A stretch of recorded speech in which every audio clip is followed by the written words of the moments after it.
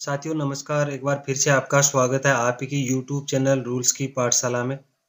जैसा कि आप देख पा रहे हैं, आज का हमारा टॉपिक है एक्टिविटीज रिक्वायरिंग परमिशन या सैंक्शन, जो कि सीसीएस कंडक्टिंग रूल्स के अंदर जो दिया गया है, उसको अपन सारे टॉपिक्स को ए टू जेड इसके अंदर कवर करने वाले हैं।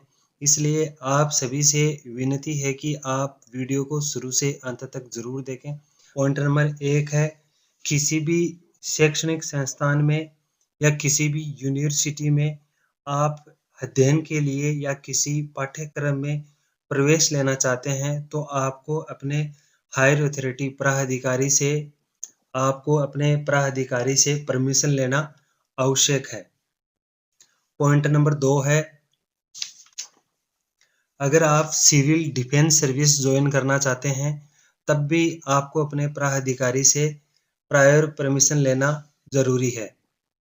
फिर पॉइंट नंबर 3 है, सेंट जॉन एम्बुलेंस ब्रिज के मेंबरशिप लेने के लिए या उसमें अपना नामांकन कराने से पहले आपको अपने प्राधिकारी से अनुमति लेनी आवश्यक है। नंबर 4 है, टेरिटोरियल आर्मी के अंदर अगर आप ज्वाइन करना चाहते हैं, तो आपको अपने प्राधिकारी से प्रायर अनुमति लेनी आवश्यक है।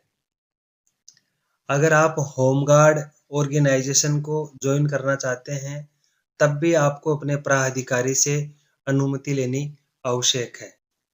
इसी प्रकार से अपन नेक्स्ट टॉपिक पर चलते हैं। पॉइंट नंबर 6 कहता है कि अगर आपको किसी फॉरेन कल्चरल ऑर्गेनाइजेशन, कोई ऐसा संगठन है जो कि कल्चरल एक्टिविटी कराता है या कोई फॉरेन लैंग्वेज की जो क्लासेज हैं वो कंडक्ट करवाता है, तो उसके लिए भी आपको अपने हायर अथॉरिटी से प्रायर परमिशन लेना आवश्यक है। पॉइंट नंबर 7 है कि किसी समाचार पत्र या किसी इलेक्ट्रॉनिक मीडिया का पूर्ण या आपका आंशिक रूप से स्वामित्व है, या आप मैनेजमेंट के अंदर शामिल हैं या शामिल होना चाहते हैं, तब भी आपको अपने हायर अथॉरिटी से परमिशन लेना आवश्यक है। फिर हम नेक्स्ट टॉपिक की बात करते हैं। कोई भी अपने निकट रिश्तेदार या कोई आपका व्यक्तिगत दोस्त है, उनसे आप अगर किसी प्रकार का गिफ्ट लेते हैं, तो गिफ्ट की जो लिमिट्स हैं गवर्नमेंट कर्मचारी की, उसके अकॉर्डिंग ही आप ले सकते हैं। अगर उससे जो अमाउंट दिया गया है सीसीएस रूल्स के अंदर, उससे ऊपर के अमाउंट्स का अगर आप गिफ्ट स्वीकार करते हैं, तो स्वीकार करने से पहले आपको अपने प्राधिकारी को सूचित करना आवश्यक है। नेक्स्ट पॉइंट है कि किसी आप विदेशी एजेंसी के द्वारा चलाए जाने वाले कोई बुक्स का क्लब है, अगर आप उसकी मेंबरशिप लेना चाहते हैं, तब भी आपको अपने हायर अथॉरिटी से प्रायर परमिशन लेना आवश्यक है। अगर कोई गवर्नमेंट एम्प्लॉई अगर किसी इंटरनेशनल अवार्ड को प्राप्त करता है या प्राप्त करना चाहता है, तो उसको भी अपने हायर अथॉरिटी से प्रायर परमिशन लेना आवश्यक है। अगर आप सरकारी कर्मचारी हैं और आप गैर सरकारी या सार्वजनिक निकाय या व्यक्तिगत जो भी कार्य कर रहे हैं, उसके लिए अगर आप व्यक्तिगत रूप से जाकर के किसी से चंदा इकट्ठा कर रहे हैं या किसी से शुल्क प्राप्त करना चाहते हैं, तब भी आपको अपने हायर अथॉरिटी को प्रायर परमिशन लेना आवश्यक है। अगर आप किसी शैक्षणिक संस्थान में अंशकालीन व्याख्याता पद को ज्वाइन करना चाहते हैं या नियमित रूप से अगर आप उस व्यवसाय में लाभ प्राप्त करना चाहते हैं, तो उससे पहले आपको अपने हायर अथॉरिटी से परमिशन लेना आवश्यक है। विदाउट हायर अथॉरिटी आप कार्य नहीं कर सकते हैं। पंजीकृत कोई डॉक्टर है और वह गवर्नमेंट एम्प्लॉई है, सरकारी संस्थान में काम कर रहा है और धर्मार्थ रूप से खाली समय में अपने चिकित्सीय व्यवसाय करता है, जैसे कि कोविड महामारी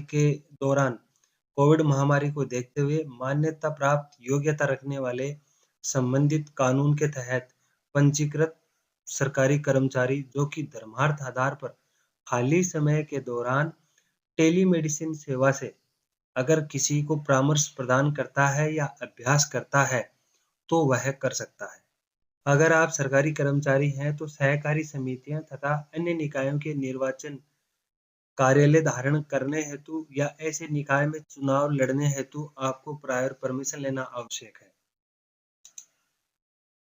चल संपत्ति का लेन-देन करने हेतु यदि इसका मूल्य नियमित सीमा से, जैसे कि पिछले टॉपिक के अंदर इसको हमने कवर किया था, अगर कोई सरकारी कर्मचारी चल संपत्ति का लेन-देन करने हेतु यदि इसका मूल्य नियत सीमा से अधिक होता है, जो कि अपनी एक लिमिट्स दी गई है उससे अधिक होता है, तो और वह लेन-देन ऐसे व्यक्ति के साथ है जिसका सरकारी कर्मचारी के साथ कार्यालयीन व्यवहार है, तो उसके लिए आपको प्रायर परमिशन लेना आवश्यक है।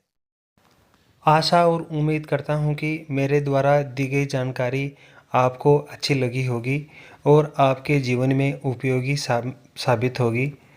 आप सभी से निवेदन है कि आप अपनी टिप्पणी कमेंट्स बॉक्स में ज़रूर दें और हमारे वीडियो को लाइक करें और अपने दोस्तों तक ज़रूर शेयर करें तथा हमारे यूट्यूब चैनल रूल्स की पाठशाला को सब्सक्राइब ज़रूर करें।